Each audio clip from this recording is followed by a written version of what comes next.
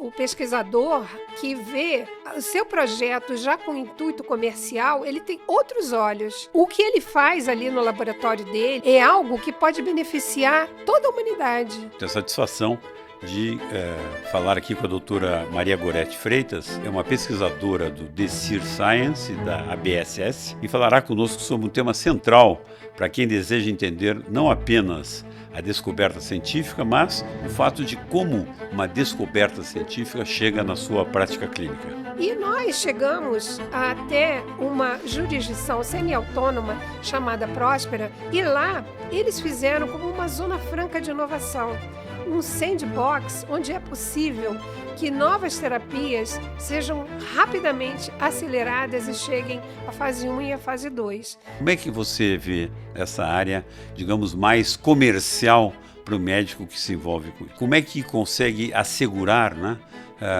que o paciente vai ter o tratamento necessário caso tenha qualquer tipo de complicação? Quando uma terapia avançada surge, o que tem que acontecer para que ela vá do laboratório até o leito do paciente, né?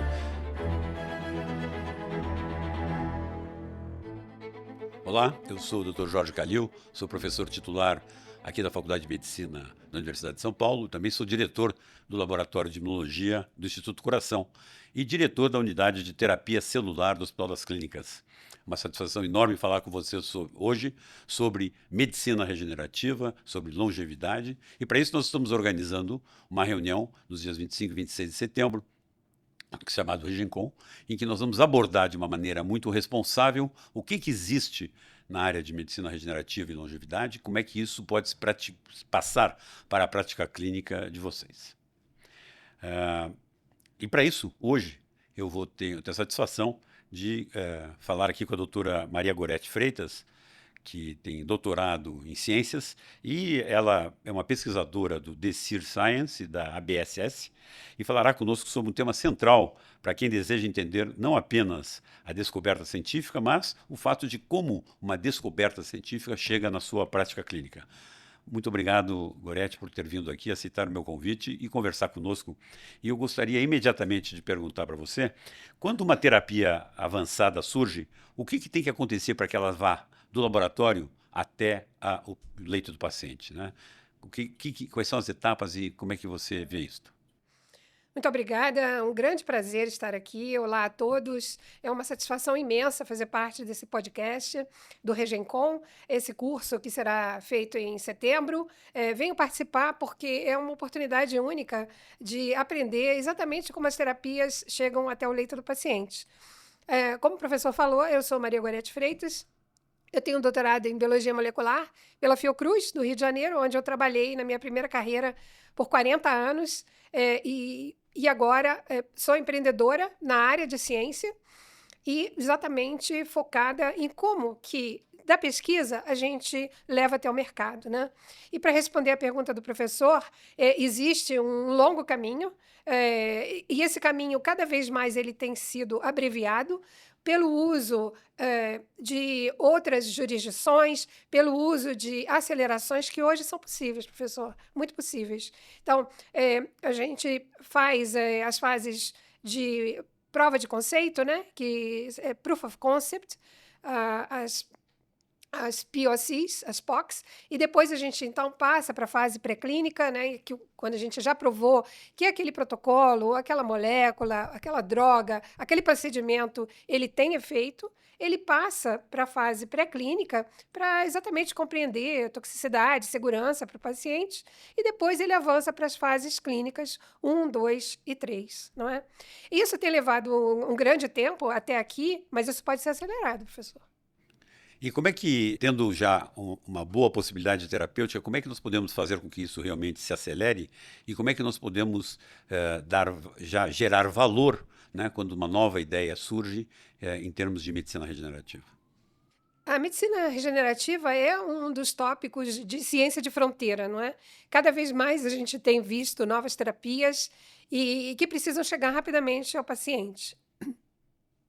Isso tem sido avançado com formas de chegada ao paciente. Uma delas é a chamada N igual a 1, onde, em vez da gente fazer uma amostra grande, dependendo daquele tipo de agravo, nós começamos com o paciente 1, aquele paciente que tem necessidade.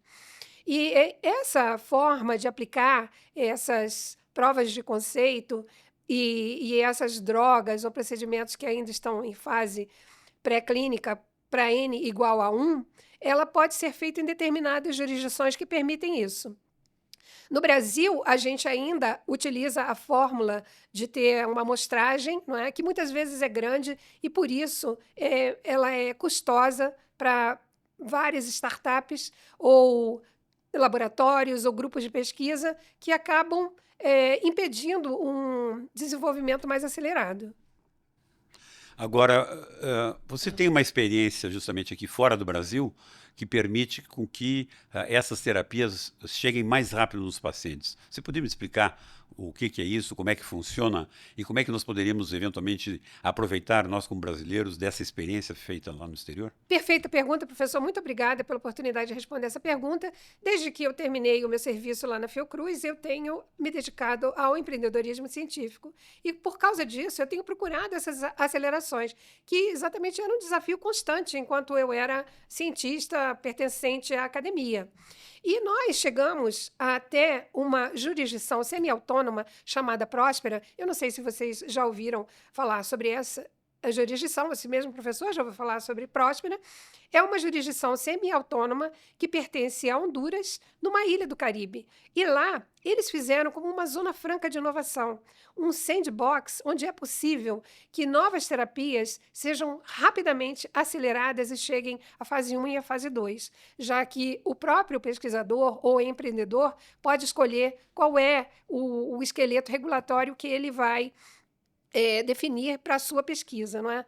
E lá, então, você pode escolher se você vai seguir o FDA, se você vai seguir a Anvisa ou o EMA, que é o FDA europeu, não é? Ou se mesmo vai escolher o seu próprio caminho regulatório. E, com isso, é possível acelerar essas descobertas e essas novas terapias, professor. Eu convido, inclusive, que todos vejam na internet sobre Próspera, próspera.co, só não é com, é só co, onde é possível ter mais detalhes. E também nós estamos lá, on the ground, então a gente vai se estabelecer lá.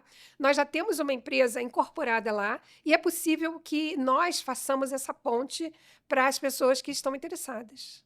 A iniciativa é muito interessante, realmente é um acelerador. Agora, eu lhe pergunto, o objetivo é testar se funciona e, ao mesmo tempo, já seguir regras regulatórias para depois seja aprovada? E a outra pergunta que eu queria saber é como é que consegue assegurar, né, que o paciente vai ter um tratamento necessário caso tenha qualquer tipo de complicação? Excelente, professor. Sim, a pessoa ela pode escolher qual é o caminho regulatório que ela vai seguir, não é? E assim, ela mesma, na sua pesquisa e no seu projeto, vai seguir de uma forma que vai acumular documentos, que é chamado dossiê, não é?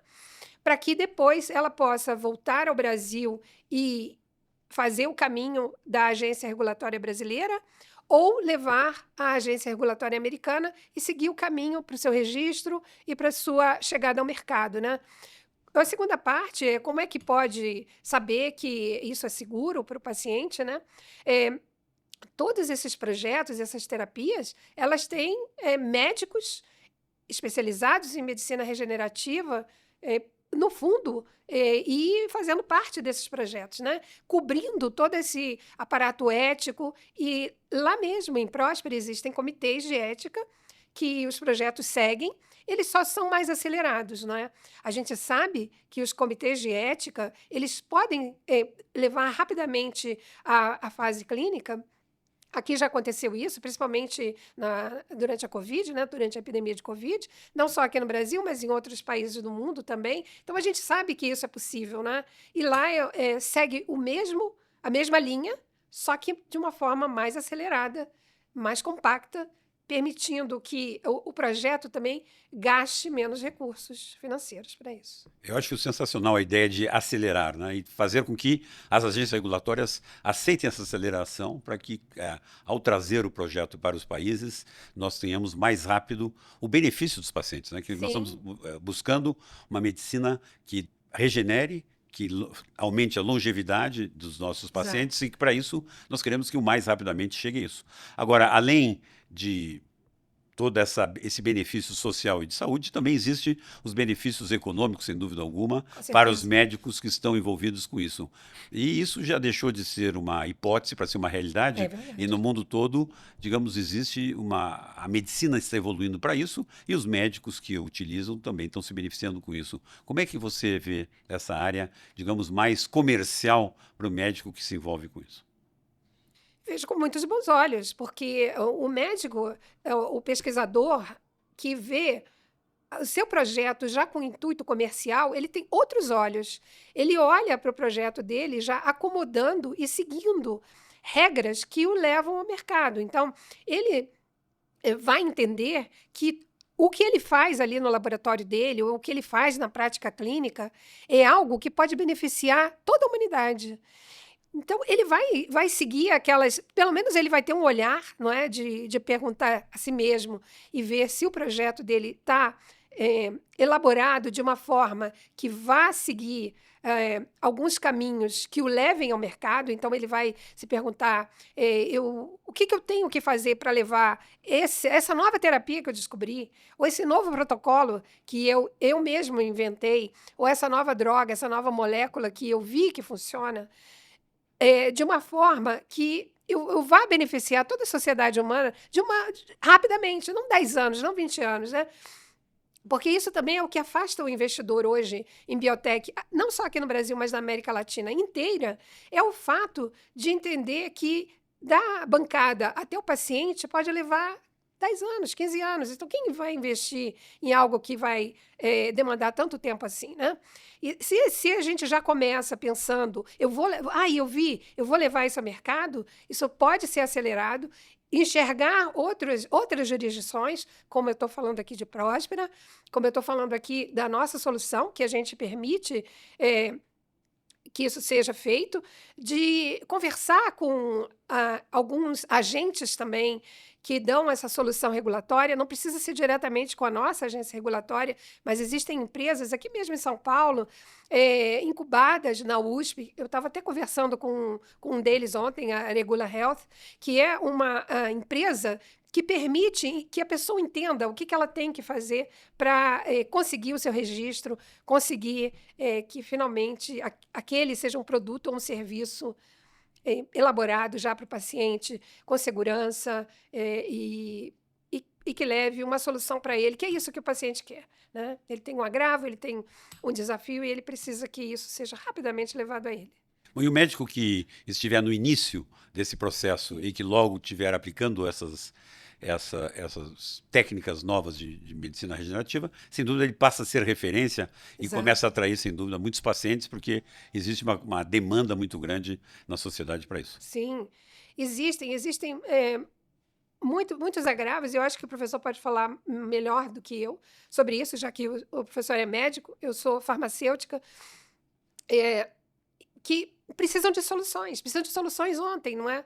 O paciente, muitas vezes, ele precisa daquela solução para aquele momento, né? Chegar para ele e falar, olha, vai demorar, porque eu tenho uma burocracia para seguir, não é uma resposta adequada para ele, né?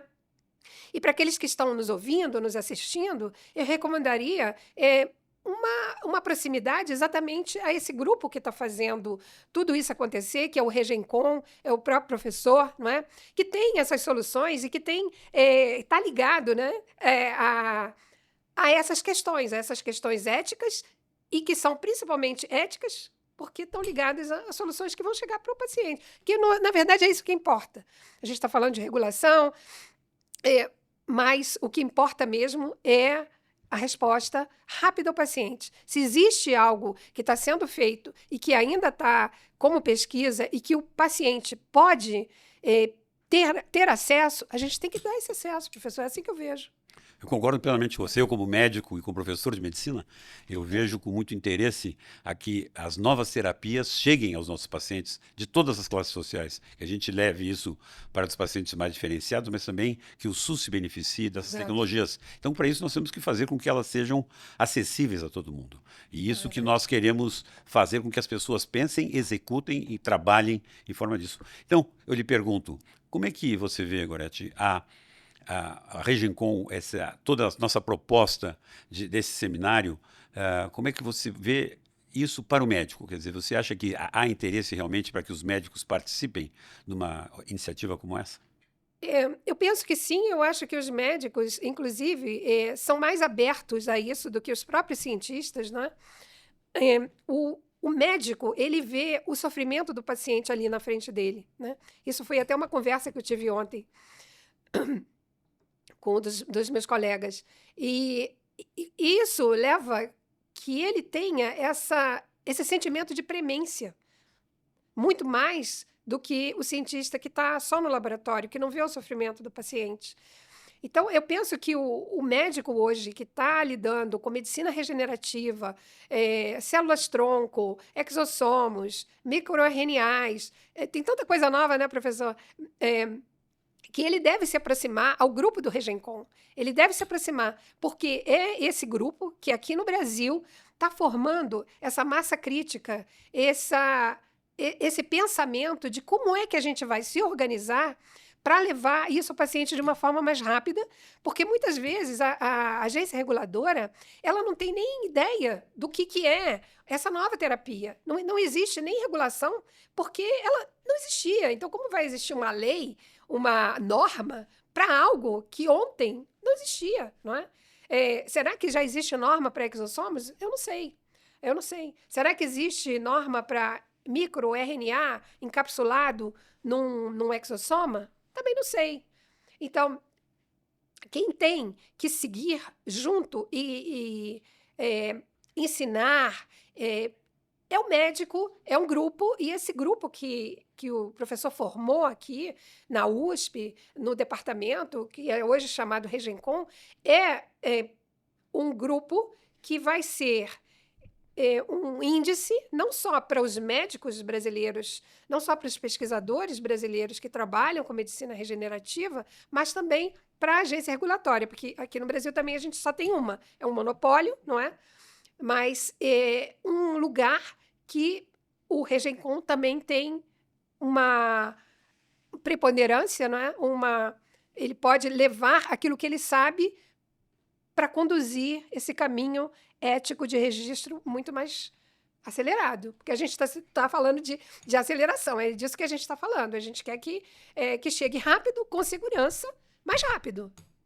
Exatamente, Gorete. Na verdade, a medicina mudou muito, está mudando muito nos últimos anos, com os avanços que nós estamos tendo em biologia celular e biologia molecular, compreendendo os mecanismos, compreendendo maneiras de atuar, especificamente, seja com terapia gênica, terapias celulares, terapias com pequenas moléculas, com peptídeos, com microRNAs, etc. É toda uma nova medicina que está surgindo e que, sem dúvida alguma, precisa avançar. E eu acredito, eu tenho a minha experiência com a Anvisa, é que ela é aberta para aprender com a ciência e rever toda a sua ação regulatória para que a gente possa trazer para o Brasil essas tecnologias e que a gente não fique caudatário e que Exato. só daqui a muitos anos venha utilizar essas tecnologias que começam a ser utilizadas em todo mundo. Então nós temos que ser rápidos, ágeis e fazer com que esses médicos que vão estar conosco nessa reunião em 25 e 26 de setembro, eles sejam os que vão abrir o caminho para que essas tecnologias sejam implantadas definitivamente no nosso país. Eu queria agradecer mais uma vez, Gorete, pela sua participação e deixo o microfone para você para alguma consideração final. Professor, eu estou muito feliz de estar aqui. Eu acho que a gente também tem que falar sobre a medicina personalizada, não é? Porque a gente também está chegando numa hora que vê o paciente, quando a gente fala N igual a 1, esse 1 é o paciente e a biologia dele, o metabolismo dele é algo único, não é? Isso também é algo que a medicina regenerativa ela nos permite, é de tratar o paciente como aquele indivíduo único que ele é, a personalização da medicina. Então, tudo isso faz parte de um conjunto que nós estamos avançando. É uma medicina de fronteira. É uma medicina que, como o professor falou, ela está trabalhando com o que há de mais avançado. A gente aqui no Brasil tem uma ciência avançadíssima e não é justo que a gente, depois de ter toda essa ciência, esses médicos fantásticos, a gente não avance aqui dentro do Brasil e depois tenha que comprar propriedade intelectual do exterior, comprar registros, porque lá avança mais rápido do que aqui. Então, eu estou propondo que os médicos e todos aqueles que estão nos assistindo ou nos ouvindo agora deem uma olhada no que é a Regencom, no que é esse grupo, no que ele está propondo e também nessa jurisdição que eu acabei de falar. Nós estamos lá, nós temos uma empresa, a Access Bio, accessbio.health, por favor, ou .tech.